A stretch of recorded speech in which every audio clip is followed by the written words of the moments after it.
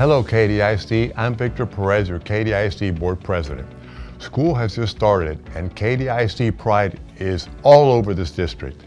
In that same spirit, I am wearing a Davidson Elementary t-shirt today. Go Dragons! If you send me a large school t-shirt to the district office, I will wear it in a future video to highlight your school spirit. This school year, we welcomed almost 96,000 students back to classrooms across the district.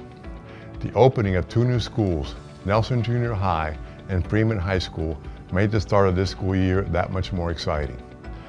Even though the school year has just begun, there's already a lot to discuss. I'm happy to share that after months of working closely with the district's administrative team, trustees have approved the final budget for the 2024-2025 school year. With our district quickly growing and student needs constantly evolving, the approved budget will help ensure we have the right and appropriate resources in place to support the academic growth of every Katy ISD student. Speaking of the budget, over the past few years, the state has established mechanisms to provide Texas homeowners property tax relief.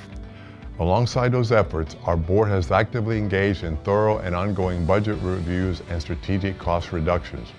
Each year, as required by tax code, our board must adopt a school tax rate, and I am pleased to report that the 24-25 Katy ISD tax rate will be $1.1171, slightly lower than last school year. At this month's regular meeting, trustees also approved various school design and renovation projects associated with the Bond 2023 program.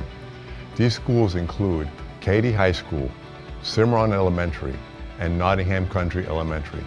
With these projects, we are not just investing in our campuses, we're investing in the future, safety, and security of our students and school learning environments. Texas' 89th legislative session commences this January, offering an opportunity for parents, community members, and educators to influence policies impacting Katy ISD students in classrooms. Beginning this month, our community will see a parent and community education priorities survey that will be distributed by email. The goal of the survey is to gather input on educational laws affecting the quality of education in Katy ISD. Our community's feedback on these issues will help trustees determine the district's legislative priorities for the upcoming 89th session. I look forward to reviewing your feedback from the survey. Finally, the board approved a revision to the library materials EFB policy to prohibit materials in the elementary and junior high school libraries which adopt or promote gender fluidity.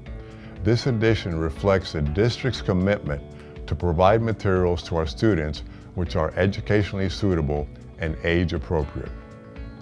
As a reminder, all agenda items discussed and approved at meetings of the board can be found on the Katy ISD Board webpage. Now, I'd love to share some outstanding student and staff recognitions. As part of KPRC's Teacher Appreciation Week, the news station surprised two of our very own Katy ISD teachers during the first week of school. A camera crew captured the moments Amelia Neely, a second grade teacher at Stevens Elementary, and Chelsea Carr, a fifth grade teacher at Alexander Elementary.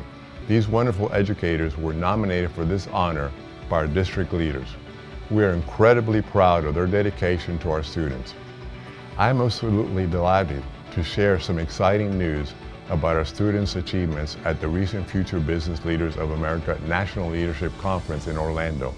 FBLA is a premier organization dedicated to fostering the next generation of business leaders. A huge congratulations to the remarkable Seven Lakes High School team for earning first place in the business plan competition. Additionally, a round of applause to our Tompkins High School student who took first place in word processing. These impressive results reflect the dedication, creativity, and excellence of our students and their program mentors. Thank you for spending a few minutes of your time with me. I look forward to seeing you soon.